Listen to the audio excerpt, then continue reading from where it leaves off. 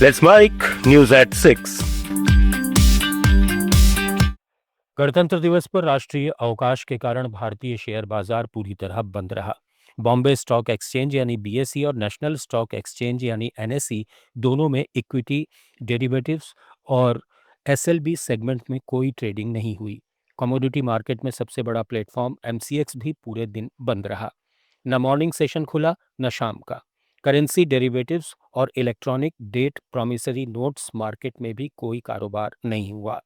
RBI के calendar के मुताबिक बैंकिंग सेक्टर में नेशनल हॉलिडे होने से फॉरेक्स और inter bank call money market भी ठप रहा। बाजार अब मंगलवार को खुलेगा, जब निवेशकों की नज़र रिलायंस अडानी ग्रुप के शेयरों, हालिया तिमाही नतीजों, ग्लोबल संकेतों और क्रूड ऑयल की कीमतों पर रहेंगी। बता दें कि शुक्रवार को बाजार में गिरावट आई थी। सेंसेक्स 770 अंकों की गिरावट के साथ 81,538 पर और निफ्टी 241 अंकों की गिरावट के साथ 25,048 पर बंद हुआ था। साल की ये पहली बड़ी छुट्टी है। इसके बाद होली और गुड फ्राइडे जैसी छुट्टियां आएंगी। सोने और चांदी की कीमतें इन दिनों आसमान छू रही हैं। हाल में दोनों ने ही ऑल टाइम हाई रिकॉर्ड बनाए हैं। सोना 10 ग्राम पर करीब 1,59,000 और चांदी प्रति किलो 3,39,000 रुपए तक पहुंच गई है। चांदी ने तो पिछले साल से तूफानी तेजी दिखाई है और निवेशकों को 180% तक रिटर्न दिए हैं। हालांकि भारत में सोना चांदी सिर्फ निवेश नहीं बल्कि शादी विवाह और परंपराओं के लिए भी खरीदा जाता है।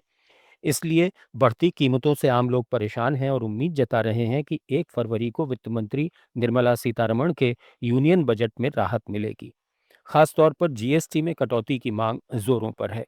फिलहाल सोने पर 3% जीएसटी लगता है, जिसे ज्वेलरी सेक्टर घटाकर 1.25% तक कम करने की मांग कर रहा है।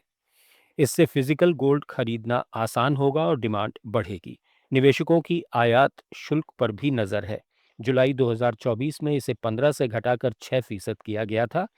वैश्विक अनिश्चितता और फेडरल रिजर्व के फैसलों के बीच अगले हफ्ते भी तेजी बनी रह सकती है। लेकिन बजट के बाद अगर कोई टैक्स राहत मिली तो कीमतों में कुछ नरमी आ सकती है, जो आम उपभोक्ता के लिए बड़ी राहत होगी। वित्त मंत्री निर्मला सीतारमण 1 फरवरी को अपना नौवां बजट पेश करने वाली हैं। खास उम्मीद है कि इस बार इनकम टैक्स और टीडीएस में बड़े बदलाव आएंगे, जैसे स्टैंडर्ड डिडक्शन बढ़ाना, नए टैक्स रिजीम को और आकर्षक बनाना ताकि लोग पुरानी छूट वाली व्यवस्था से शिफ्ट हों, और टीडीएस की कैटेगरीज को कम करके दरों और स्लैब में सरल बनाना।